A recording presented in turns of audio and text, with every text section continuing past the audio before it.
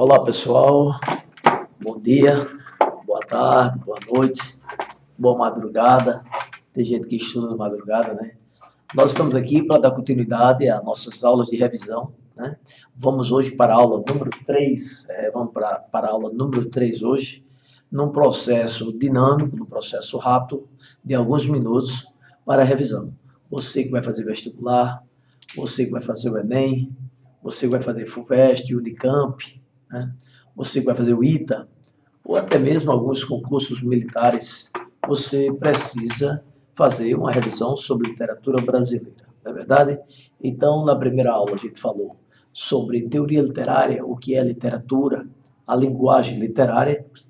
Na segunda aula, a gente falou sobre as funções da literatura, e hoje vamos falar sobre gênero literário. Eu te convido para falar sobre gênero literário, um assunto interessante, também de teoria literária. Por quê? Conhecer o gênero literário facilita muito na interpretação textual, né? Além de ser uma parte técnica dentro do assunto da literatura, tá bom? Então, vamos ver que temos alguns gêneros literários que, juntamente com a formulação textual, se apresenta de forma diversificada. E compreender como se dá esse mecanismo contribui bastante para a sua interpretação de texto, do texto literário. Tá? Então, vamos lá. Nós temos como gênero literário, olha, não confunda gênero literário com gênero textual. Gênero textual é aquilo que você estudou com o seu professor de língua portuguesa, professor de redação, né? Trabalhou gêneros textuais. Aqui nós vamos trabalhar gênero literário.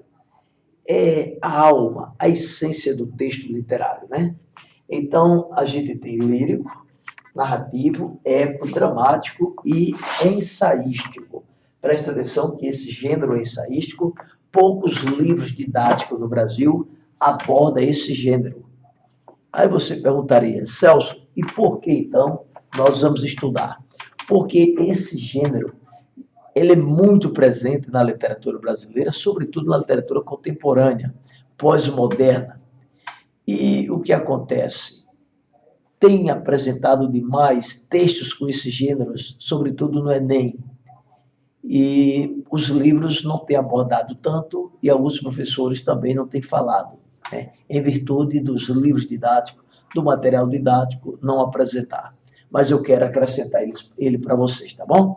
Então, preste atenção que rapidinho, não vai cansar você tanto assim. A nossa aula é muito dinâmica, de poucos minutos, e você vai assistir o vídeo em aproximadamente 10 minutos, tá bom? Gênero lírico. De que se trata o gênero lírico? Meus amigos, o gênero lírico tratar-se-á da manifestação da introspectividade humana. Repito, gênero lírico é a manifestação da introspectividade humana, algo que manifesta introspectivamente no eu lírico.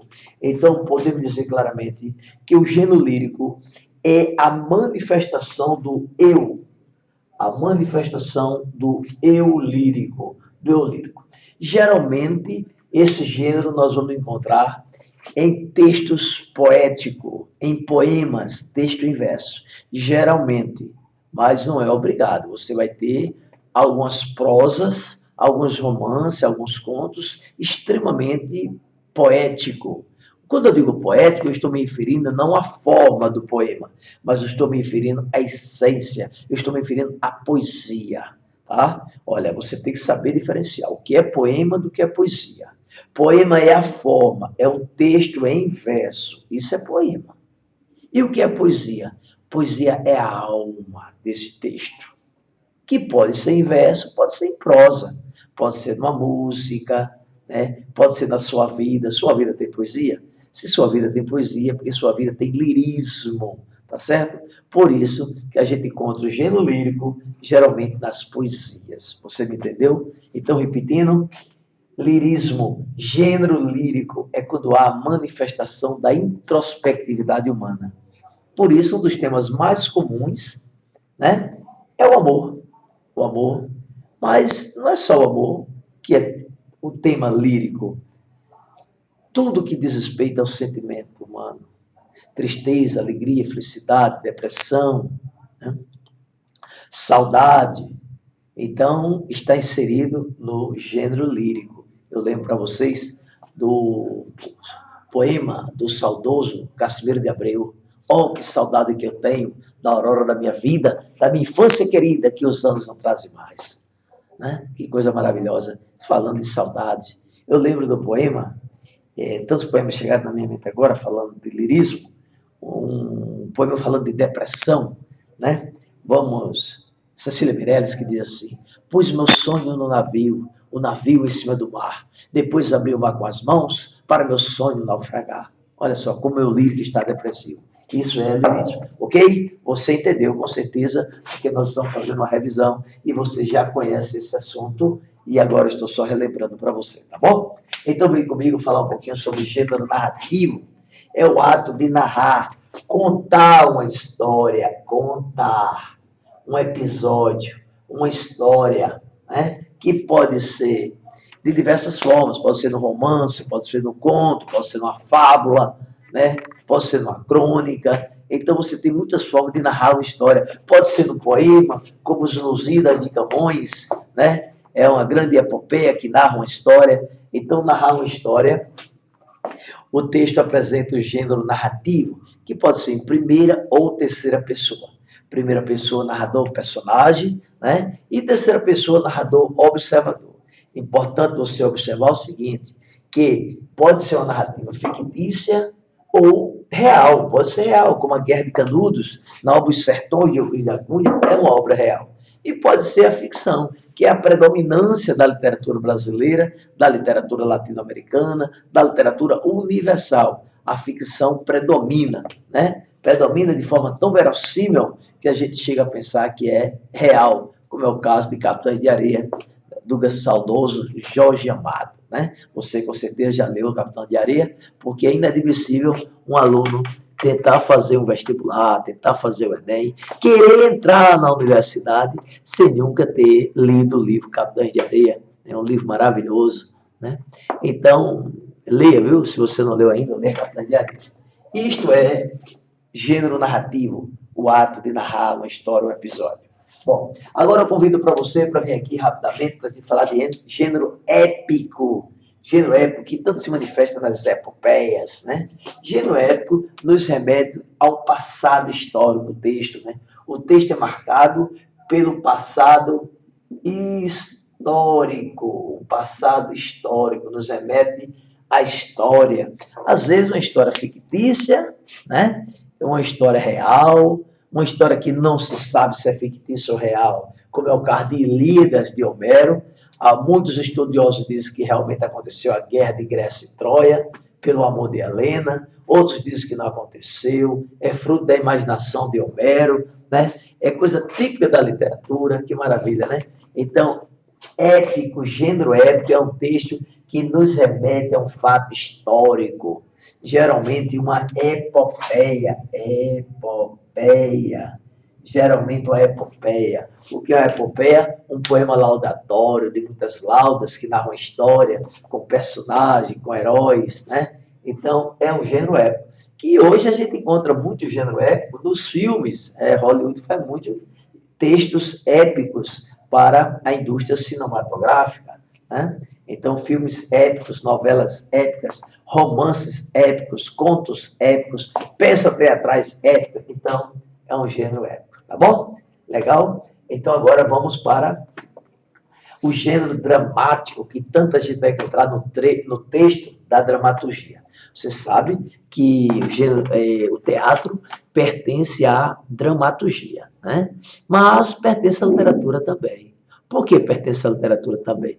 Porque alguém tem que escrever o texto, o roteiro. O cinema pertence à literatura, a música pertence à literatura, porque tem que ter o quê? Tem que ter a letra, não é verdade? A não ser que seja assim aquela música instrumental.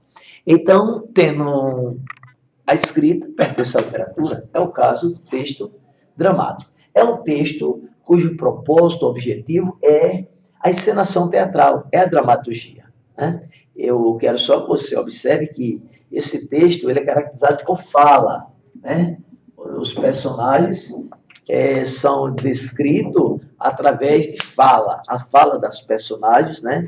É uma narrativa, muitas vezes, mas tem a fala da personagem, o que diferencia do gênero narrativo. Às vezes tem lirismo, mas é um lirismo expresso não pelo eu lírico, e sim pelas personagens da peça. Então, a fala é uma característica, né, que vem sempre no discurso direto, com travessão, né, na peça teatral. Daí você tem o nome da personagem e tem 2 pontinhos para, a partir daí, ele desenvolver a sua fala, tá certo? A sua fala. O gênero dramático, meus amigos, se manifesta através de drama, que é uma peça mais solene, né? Através de tragédia. A tragédia é mais dolorosa, traz pânico e pavor. Através da farsa, que é uma peça irônica, muito comum no Brasil, farsa, né? Uma farsa, que é uma sátira cheia de ironia. Comédia, porque é um sucesso também no Brasil, a comédia, né? A comédia é caracterizada pelo humor. E o alto, que é uma peça caracterizada pela religiosidade. O seu tema aborda a religiosidade. É o caso do Alto da Compadecida, que tem uma mistura de formas, mas, no entanto, é um alto, porque tematiza a questão religiosa e o papel de Maria, né, no juízo final.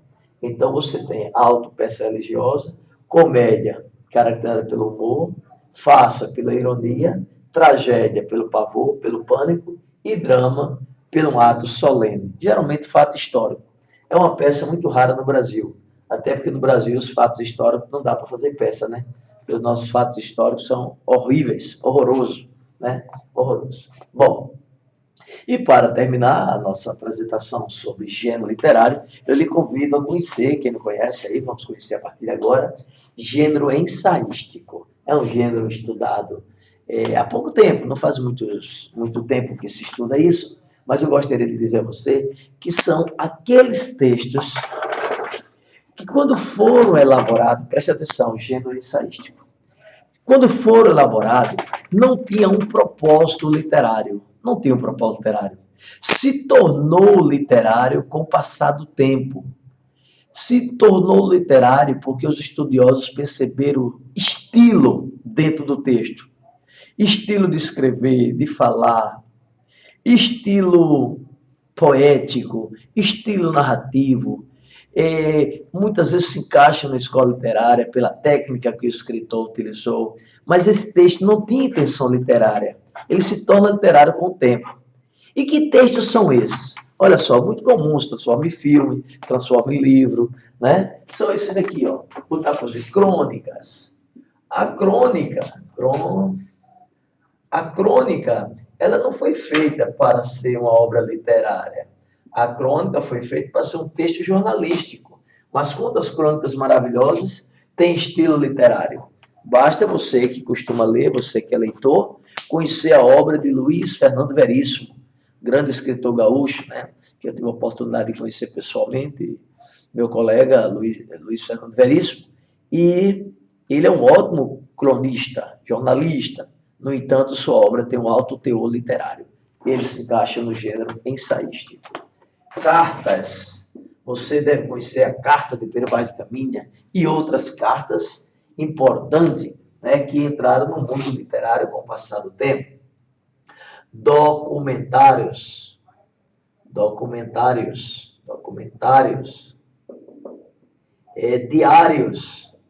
Diários. Até filmes nós temos hoje de diários, pessoas que escreveram diários, né, durante a Segunda Guerra Mundial, e se transformou em filme, em série, em novelas, em livros, pelo estilo. E aí os estudiosos, os pesquisadores detectaram que esses diários tinham certo estilo literário. E então, gente, todas essas formas de texto,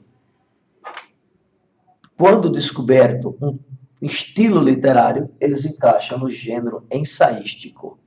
Resumindo, são obras que não tinham intenção de ser literária, mas com o passar do tempo se tornaram obras literárias, tá bom?